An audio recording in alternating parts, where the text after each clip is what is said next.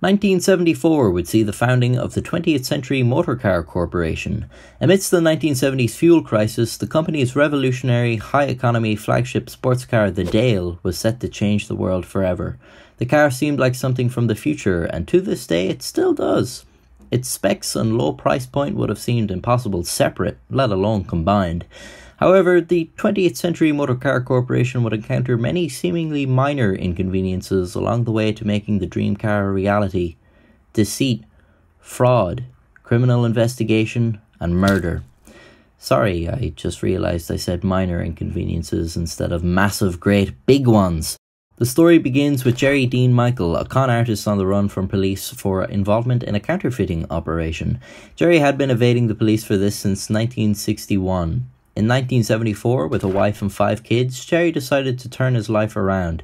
He vowed to make a new life for him and his family as an honest man, and absolutely no part of that sentence was true, as not only would the man return to fraud, he would also no longer be a man, transitioning into a woman and changing her name to Geraldine Elizabeth Carmichael to start an automobile company in California. And if you're going to transition into a new identity and start making cars, then yes, Carmichael is a great fucking name. Some would say it's a little too on the nose, but it sure beats my idea of Auto Vehicle Bob for when I eventually transition into a man.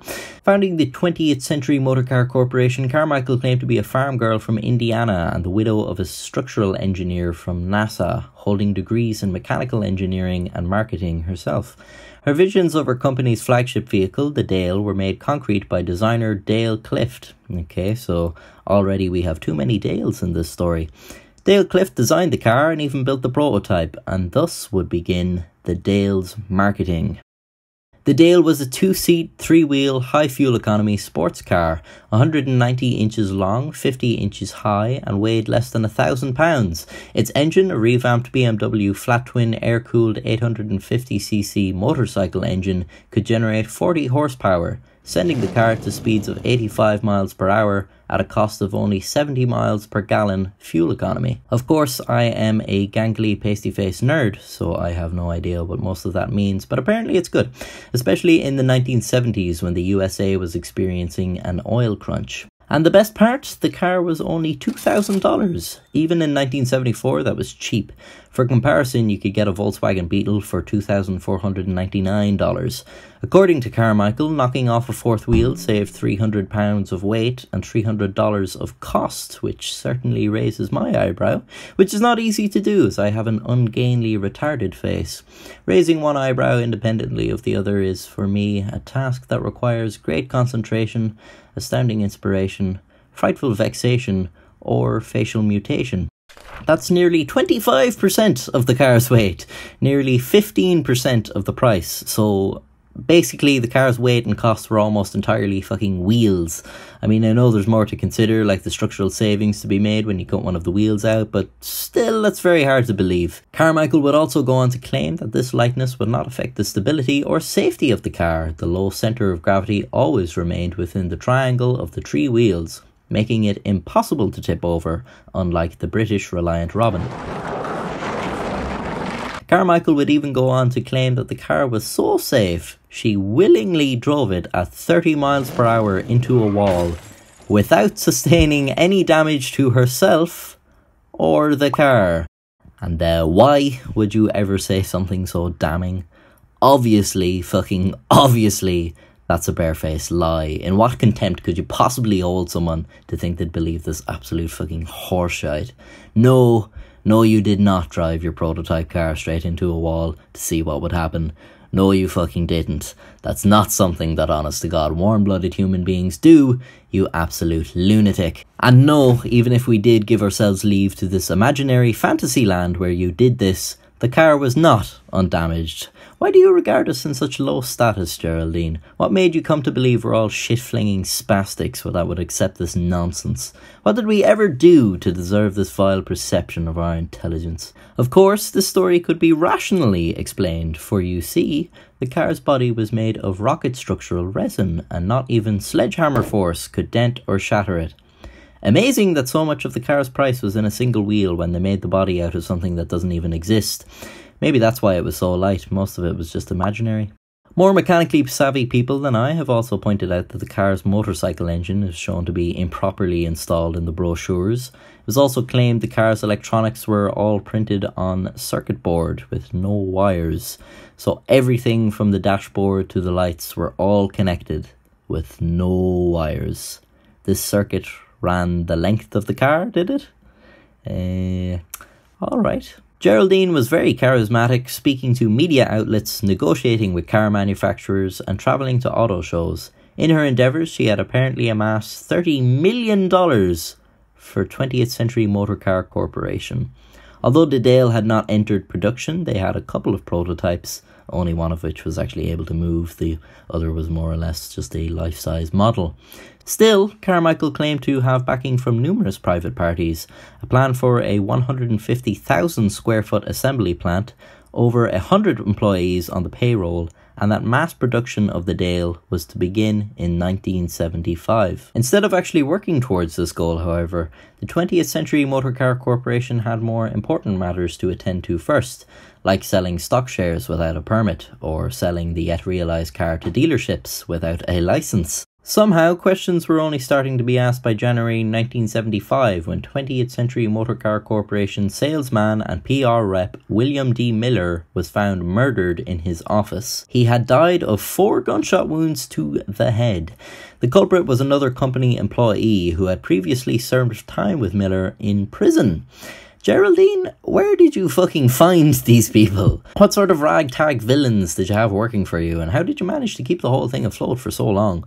With such leadership ability, you could have made an excellent career for yourself in a line of honest work. Think how quickly she could have progressed through the army, whipping up young, undisciplined hooligans into hardened, efficient soldiers under her command. And, I suppose the whole transgender woman thing might have been a slight obstacle in that line of work, the army. The murder raised a lot of interest among state investigators and news channels alike, as murders tend to do, who came sniffing to the company's door. After some research, many things concerning both the Dale and Carmichael didn't add up. Carmichael made a hasty escape to Dallas as the California Securities Commission began an investigation. And despite the emerging rumours of fraud, designer Dale Clift was still confident in the project.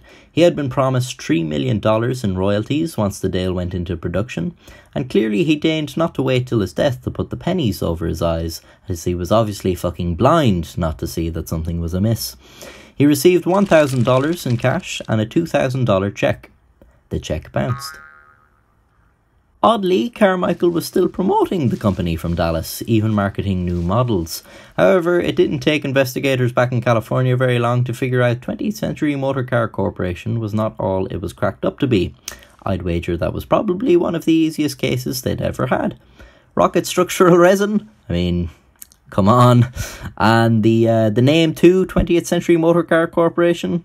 It was 1974, you had less than 30 years before that name was outdated. I know it's an Ayn Rand reference, but he claimed to be heralding the future of the automobile industry with a revolutionary space-age science fiction car, and you don't even expect to last 30 years. An injunction from the California Superior Court stated the company was unable to produce a car. Police came to Geraldine's house in Dallas, but she had already disappeared. She wouldn't make it very far, however, being arrested in April 1975 and sentenced to 10 to 20 years for fraud, as well as the decade-old counterfeiting charges. Carmichael didn't have the patience for all that, and instead disappeared again after making bail. It wasn't until 1989 that she was found again, now working as a florist in Texas under the name Catherine Elizabeth Johnson. She was ironically living in a town called Dale in Texas, so she either had a particular affinity for the name Dale, or some great cosmic force had intertwined her destiny with the name. I'm going to say the latter is more likely, as no one likes the name Dale. Geraldine spent 10 years in prison before returning to her work as a florist in Austin. I fucking love Texas anyways. Seems odd to me that a transgender woman would prefer 1970s Texas to California, but perhaps I've just put too much stock in harmful stereotypes. Texas, you're all right. The founder of 20th Century Motor Car Corporation would die of cancer in 2004, and I have to say, God fucking rest her. I have a certain admiration for con artists, and I love a good scam. There's something beautiful about the clever trickery of a scheme coming together. The charismatic pretender hoodwinking those with less wits to make you leave your senses and momentarily believe before you realise it's all a game and they've left the table richer. It's no different to acting in showbiz, Hollywood's perverted reflection, grittier, sharper, more real. It reminds me of my own fraudulent endeavours, like the time I actually can't tell you about any of this. So, first video of 2019, a couple of things. First, I hit 100,000 subscribers. Thank you very much, that's a huge number of people. It's a little bit kind of hard to wrap my head around how many people that is that like follow me now. Kind of scary, very scary. Thank you. To celebrate, I'll probably just do another Q&A video. So if you have any questions that you'd like me to answer, I'll put a comment below this video and just respond to that with your question. Second thing, I was recently monetized, so I can now put ads on my videos and start making money.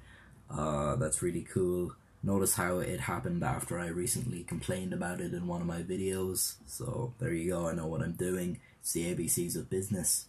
Always be complaining. Alright, so yeah, thank you. It's getting late, so I better go because I have to render this fucking video. But yeah, thanks. Couple of last things. I have a Discord if you'd like to join it, and I also have a Patreon if you'd like to give me a lot of money. Please do that.